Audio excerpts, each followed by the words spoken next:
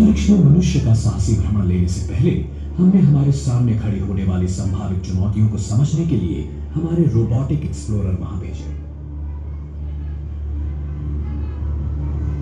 ये अंतरिक्ष यान अंतरिक्ष में हमारी आंखों और कानों का काम करेंगे, हमारे नजदीकी पड़ोसी की जानकारी दिलाने में हमारी मदद करेंगे। हमारे शुरुआती मिशन में से एक रेंजर 9 ने जानबूझकर हताहत होने से चंद मिनटों पहले चांद के सतह की हजारों तस्वीरें यहां भेजी। उसने हमें पहली बार पहाड़ों और गड्ढों की विस्तृत तस्वीरें दी, जिनसे हमें उतरने के लिए अच्छी जगह ढूंढने में मदद मिली। सर्वेयर लैंडर्स और धीरे से नीचे उतरे। रेंजर्स का तो एक ही काम था, तस्वीरें खींचना, पर सर्वेयर्स में रोबोटिक भावने तथा अन्य उपकरण थे।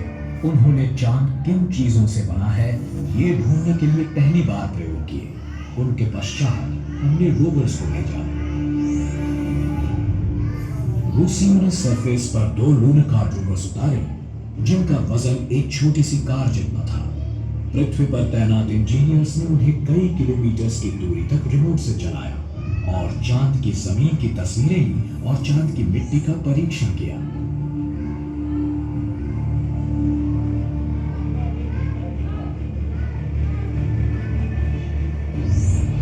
वैज्ञानिक आज भी इन ऐतिहासिक मिशन में पाई गई जानकारी और नमूनों का अभ्यास कर रहे हैं, पर इन शुरुआत में आए मेहमानों ने हमें सिर्फ उन विभागों के बारे में बताया जिन पर वो उतरे थे। और स्पष्ट चित्र पाने के लिए हमें चांद को उसकी कक्षा से देखने की जरूरत है। नासा और यूरोपियन स्पेस एजेंसी ने चांद की परिक्रमा में अंतरिक्ष यान भेजे हैं और हाल ही में चीन, भारत और जापान ने भी भेजे हैं।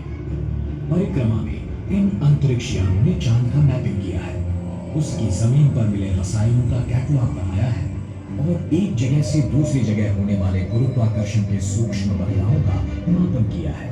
चांद पर सफर करने वाला यात्री पृथ्वी से थोड़ा सा कम गुरुत्वाकर्षण महसूस करता है।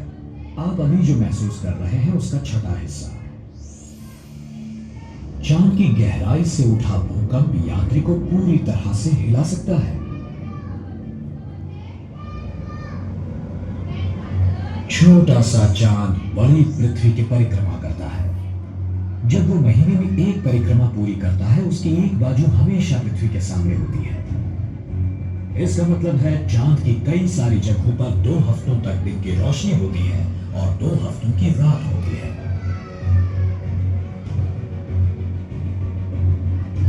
सूरज की गर्मी को फांसने के लिए वातावरण की कमी होने की वजह से तापमान 100 डिग्री सेल्सियस से भी ज्यादा हो जाता है और बाद में -150 डिग्री सेल्सियस से भी कम हो जाता है।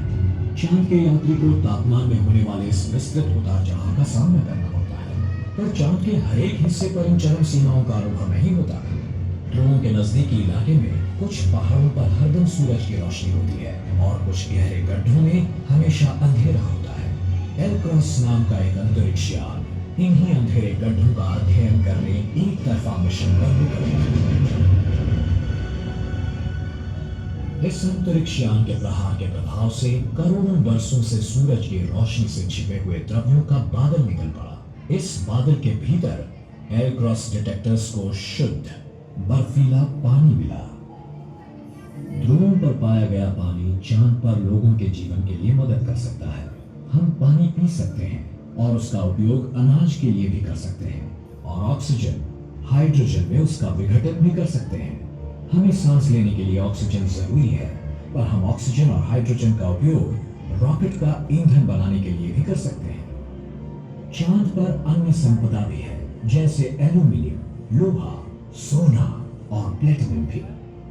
ये हमारी पृथ्वी पर मदद कर सकते हैं, चांद पर जीवित रहने के लिए मदद कर सकते हैं और दूसरे विश्वों में या उससे परे सफर करने में भी। पर चांद पृथ्वी से बहुत दूरी पर है और सरकारों ने वहां तक सफर करने के लिए करोड़ों डॉलर्स खर्च किए हैं। क्या हम इससे बेहतर और किफायती रास्ता ढूंढ सकेंगे? ऐसी कौन सी बात होगी जिससे लोग एक नई स्पेस रेस के लिए प्रेरित होंगे? कई सदियों से लोग ऐसे एक्सप्लोरेशंस को प्रोत्साहन देने पुरस्कारों का आयोजन करते आ रहे हैं। 18वीं सदी में ब्रिटिश सरकार ने समुद्री यात्राओं और नेविगेशन को सुरक्षित बनाने के लिए एक इनाम की घोषणा की। करीबन 100 साल पहले न्यूयॉर्क के एक होटल मालिक रेमंड ऑटी ने अटलांटिक को बिना रुके उड़कर पार करने वाले पहले इंसान के लिए एक इनाम की घोषणा की। यह पहला कदम था अंतरराष्ट्रीय व्यावसायिक एयरलाइंस के निर्माण की ओर। हाल ही में घोषित अंसारी एक्सप्रेस ने एक नई इंडस्ट्री की शुरुआत करने में मदद की, जो यात्रियों को स्पेस की सीमा तक ले जाकर वापस लाती है। ऐसे कई पुरस्कारों ने चुनौतियों की सीमाओं को सफलतापूर्वक खुला किया है और संस्कृतियों को इनोवेटिव